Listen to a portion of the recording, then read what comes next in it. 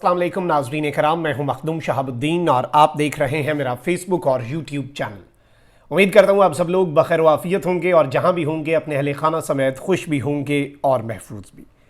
नाज़रीन कराम, हलचल मचा देने वाली खबर तो ऑलरेडी मार्केट में आ चुकी है। इसहाक डार साहब को निगरान वज़ीर आज़म बनाने का फैसला, और ये खबर जब तक मेन स्ट्रीम मीडिया और ज़ुबान ज़द-ए-आम हुई उससे कुछ घंटे पहले हमारे यूट्यूब चैनल पर भी आ चुकी थी। लेकिन अब इस सब में मैं आपको ये बता दूं कि जो टोटल अगर आप इस पूरी सिचुएशन को समझें और इस पूरी के पूरे सिनेरियो को समझने की कोशिश करें तो इसमें इमरान खान या नवाज शरीफ, हतमी फैसला जो है यूं लग रहा है कि ताकतवर हलकों ने कर लिया हुआ है। और इवन पीडीएम के अंदर भी शहबाज शरीफ, जरदारी या नवाज शरीफ, इस हवाले से बहुत बड़ा दावा, बहुत बड़ा क्लेम जो है वो सामने आ चुका है। और क्या नवाज शरीफ साहब जो हैं उनकी चौथी मरतबा पाकिस्तान का वज़ीर आज़म बनने की जो ख्वाहिश है वो पूरी होने जा रही है, इस हवाले से भी इंपॉर्टेंट डेवलपमेंट्स हैं। जबकि दूसरी जानिब जो इससे भी ज़्यादा अहम चीज़ है वो ये है कि इमरान खान साहब के लिए कुछ नई डेवलपमेंट्स भी हैं। इमरान खान साहब रात की तारीकी में बनी गाला पहुँचे और उनका बनी गाला में स्टे है। मैं आपको बता चुका हूँ, कल ही बता दिया था कि 3 दिन इमरान खान साहब ने इस्लामाबाद स्टे करना है, बनी गाला अपनी रिहाइशगाह, और ये 3 दिन इमरान खान साहब ने मुख्तलिफ केसेस में पेश होना है। पहले खान साहब सुबह आते थे, शाम को चले जाया करते थे, लेकिन अब अल्हम्दुलिल्लाह माशाअल्लाह केसेस इस कदर बढ़ा दिए गए हैं, इतने ज़्यादा हो चुके हैं कि एक दिन के अंदर किसी एक शहर में वो केस भुगताना जो है वो तकरीबन नामुमकिन हो चुका है। तो इमरान खान साहब 3 दिन का उनका क़याम है और वो अपने सारे केसेस को यहाँ से निपटा के फिर काम ख़त्म नहीं होगा, काम पड़ेगा, गेम पड़ेगी और फिर वो लाहौर जाएंगे, अगर तो इन्होंने जाने दिया। क्योंकि इमरान खान साहब जो हैं उन्हें नाज़रीन कराम तलब किया गया है 25 जुलाई को। एफआईए ने बुलाया है साइफर वाले मामले में, और खान साहब पहले ही बता चुके हैं कि इस केस में मुझे गिरफ्तार किया जा सकता है। राना सनाउल्लाह साहब भी कह चुके हैं कि तहकीकात करेंगे, इन्वेस्टिगेशन में अगर हम मुतमईन ना हुए और हमें शक पड़ा तो हम मौके पर गिरफ्तारी डाल देंगे। इवन और ये केस जो है ये ऐसा है जिसमें पहली गिरफ्तारी डाल के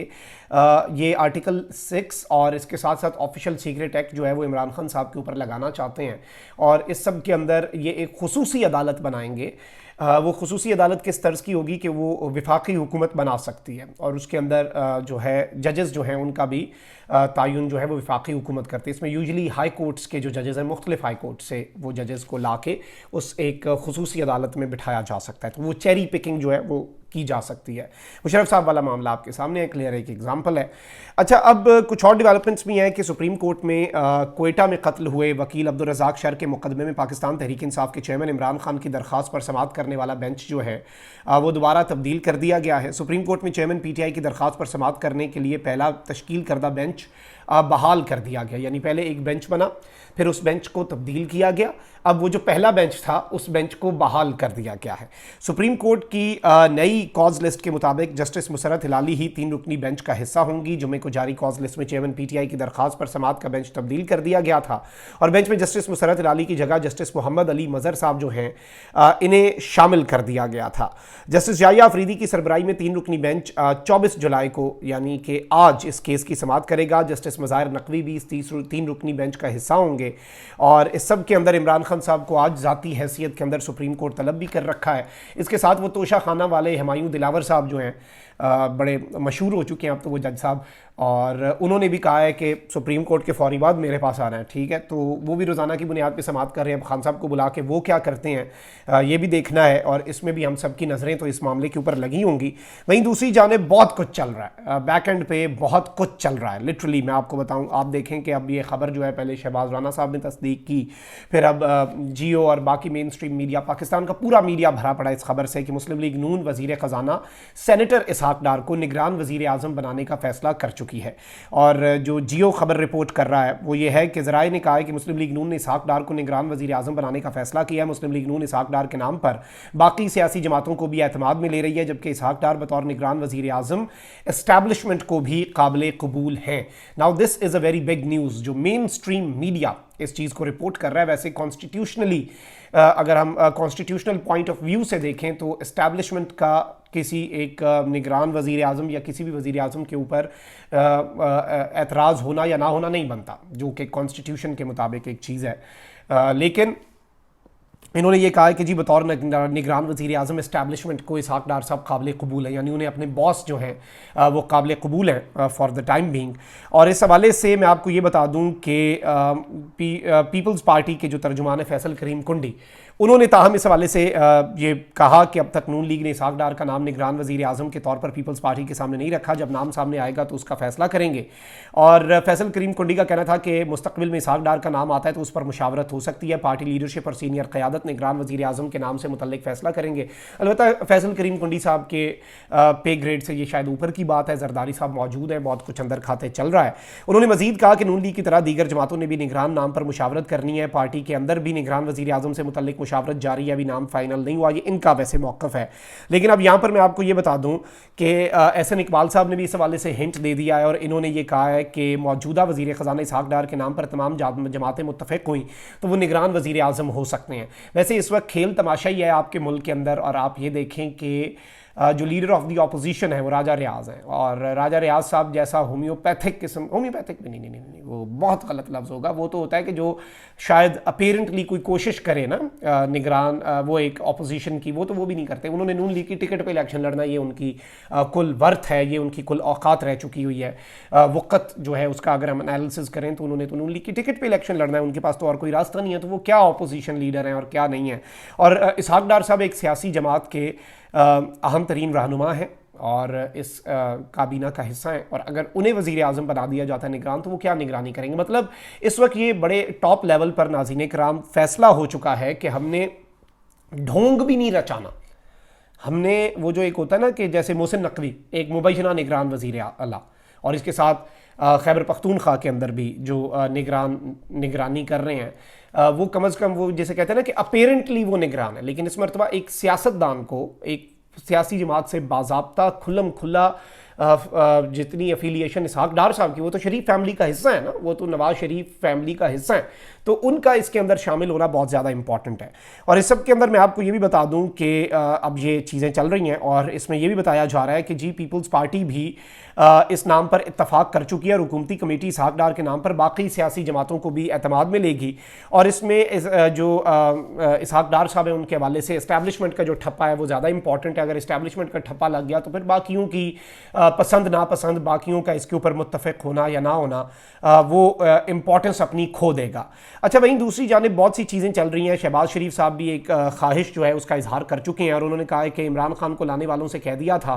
कि जब वो अपना मकरू चेहरा दिखाएगा तो नवाज शरीफ याद आएगा, अवाम ने मौका दिया तो अगला वज़ीर आज़म फिर नवाज शरीफ होगा। और इन्होंने कहा कि 2018 में धांधली के जरिए बहरूपिये कामयाब करवाए गए, साबिक़ हुकूमत मुआशरे में जहर घोलती रही, साबिक़ हुकूमत के 4 सालों में क्या किया, और इस तरह की बातें करते रहे। एक जानिब तो इनकी पार्टी कह रही है कि जी इंतखाबात ताख़ीर का शिकार होने का कोई इम्कान नहीं, जैसे ही आइनी मुद्दत पूरी होगी इक़्तिदार से अलहदा हो जाएंगे, मुशावरत के बाद निगरान हुकूमत आ जाएगी और उसके बाद फिर निगरान हुकूमत अपने वक्त के अंदर इलेक्शन करवा देगी। अलबत्ता ये कोई बहुत बड़ी ग्रेटर गेम भी हो सकती है कि इसहाक डार साहब से, क्योंकि आप कुछ ज़्यादा बेहतरी की एक्सपेक्टेशन तो नहीं रख सकते, वो वही करेंगे जो PDM के मफादात के लिए बेहतर होगा। और इस सब के अंदर एक कॉमन एनिमी है, और वो कॉमन एनिमी और कोई नहीं बल्कि इमरान खान साहब हैं। और इमरान खान साहब जो हैं वो एक कॉमन एनिमी के तौर पे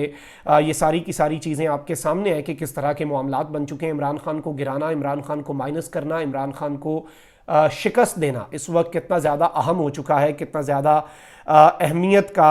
हामिल हो चुका है, वो आपको भी पता है। लेकिन अब यहाँ पर इनके जो नून लीग से वाबस्ता या नून लीग से करीब समझे जाने वाले जो सहाफ़ी हैं वो अब एक और बहुत बड़ा दावा कर रहे हैं कि नवाज शरीफ साहब जब सऊदीया में थे अभी कुछ दिन पहले,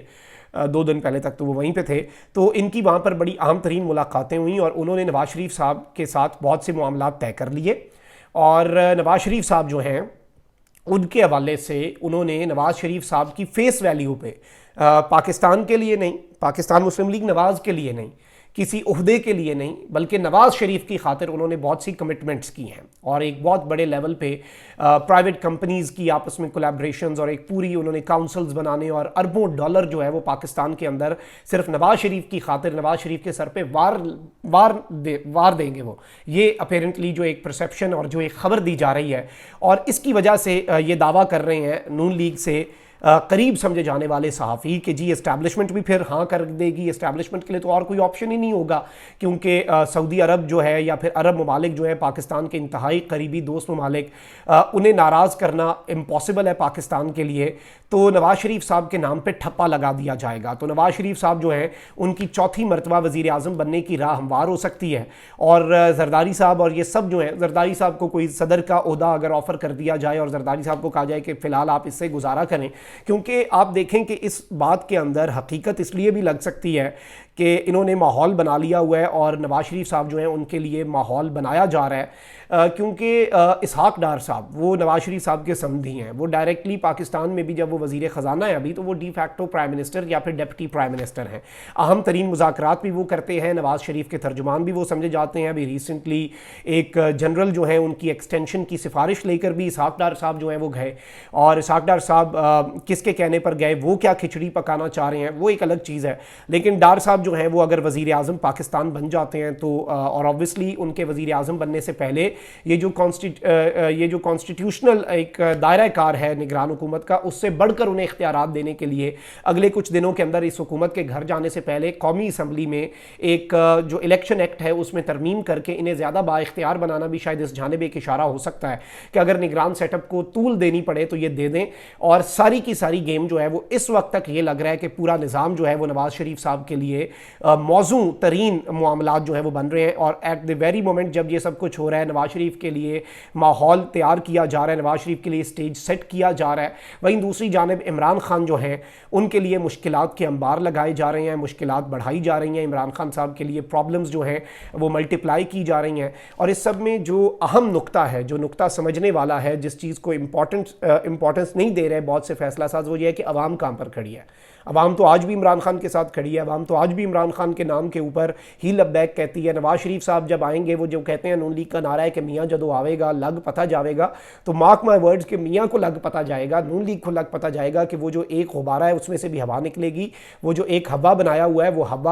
हवा में उड़ जाएगा, वो हवा हो जाएगा, और नवाज़ शरीफ साहब का जो एक बबल है वो बर्स्ट होना है। लेकिन चलें आएँ, और फिर ज़ाहिर बात है जिस तरह का निज़ाम बनाया जा रहा है, खान साहब को आउट किए बगैर तो ये सब कुछ मुमकिन नहीं होगा। और अगर नवाज़ शरीफ साहब के लिए हालात मौजू बनाए जाते हैं और नवाज़ शरीफ साहब उस वक्त तक वापस नहीं आएंगे जब तक chief justice of Pakistan justice Umar Ata Bandial हैं, पता नहीं बाद की क्या गारंटीज़ है, क्योंकि इनके अपने वजीर कह चुके हैं कि अगले जो चीफ जस्टिस हैं वो नवाज़ शरीफ को इंसाफ देंगे। इतनी कैटेगोरिकली, इतनी क्लैरिटी के साथ बात कि नवाज़ शरीफ को इंसाफ अगला चीफ जस्टिस देगा। तो ये यूँ लग रहा है कि इस वक्त अपेरेंटली चीज़ें आप समझ रहे हैं कि क्या खेल बन रहा है ना, खान साहब के लिए मुश्किलात और दूसरी जानिब ये सब कुछ। अल्लाह पाकिस्तान पे रहम करे, और जो पाकिस्तान के लिए बेहतर हो अल्लाह करे वही हो, और वही मंसूबा कामयाब हो जो पाकिस्तान के हक़ में बेहतर है। अल्लाह निगहबान, पाकिस्तान जिंदाबाद।